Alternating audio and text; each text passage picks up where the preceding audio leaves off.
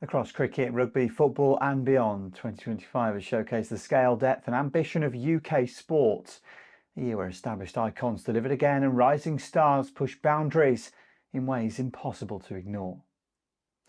Joe Root reaffirmed his status as England's most dependable modern batter, adding another heavy haul of international runs and underlying why his influence remains central to the team's evolution. Despite their poor performance at the away Ashes series, individually, Root has become the MVP for the nation. That's lovely to hear. That is really nice to hear. I'm very grateful for that support. But you know, I've said a few times, this tour's not about me. It's not about me scoring 100 in Australia. It's about us trying to win the Ashes, and my job is to score as many runs as I can. And as a senior batter within that team, you know, I expect that of myself, and I'll go out there with the same attitude every single time. I felt like over the last couple of years, I've got a really good understanding of how I want to approach different conditions and an understanding of my own game and how I'm going to apply myself against different attacks. In rugby, Rosie Gallagher's set-piece authority helped drive England women to another dominant year, capped by a landmark World Cup triumph in front of a record Twickenham crowd that underlined their global supremacy. It displayed a new level for the women's game, moving their win streak to a staggering 33 matches. Yeah, the World Cup will be a day that I will never ever forget. It will definitely stay as part of history, but also fully ingrained in my brain.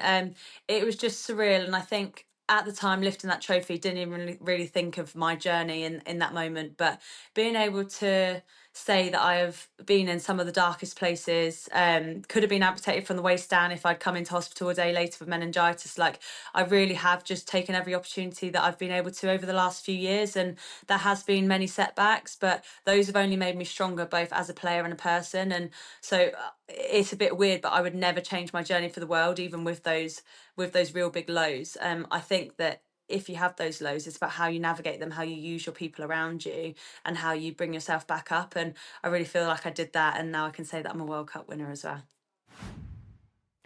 International football told its own story of renewal under Thomas Tuchel. England's men produced a string of controlled and confident performances, part of a larger run that saw them win 9 of their first 10 matches under the new boss, achieving a 90% win ratio for the calendar year, their best ever when playing 10 or more games. It's good. I just told the guys, I think we constantly progressed throughout the 3 camps. This is what we wanted. Congratulations to them. It was a pleasure to fight with them and push them from the sideline. It's hard to imagine now to not be on Wednesday, Saturday with them. Very hard to imagine that I only see them back in March, but they did ever so well. The Lionesses, still shaped by the standards under Sarina Weidman, continue to operate with a level of connection and attacking fluency that has redefined expectations for women's football in this country. The coach reached her 50th win in charge after an 8-0 thrashing of China. To cope with these standards, so they have to step up and show the levels. But off the pitch and also on the pitch, I think we have a team that really welcome players and trying to make them feel comfortable, while on the pitch it's uncomfortable anyway because it's a big competition going on.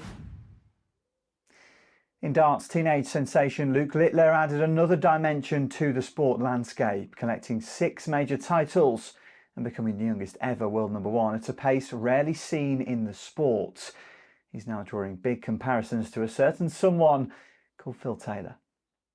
You two are literally right now the best 2 players by far, better than anyone else on the planet. Yeah, obviously, I think we are. The finals show it, the stats show it, and like Luke said there, if everyone's getting bored of me and him, then someone needs to stop us. Otherwise, we're going to keep winning 1 and 2. We're always going to meet in the final if we get past our opponents, and long may it continue. Around them, British stars such as Lando Norris, Harry Kane and Rory McIlroy delivered their own flashes of elite-level excellence, reminders that the UK sporting influence stretches across almost every major global stage.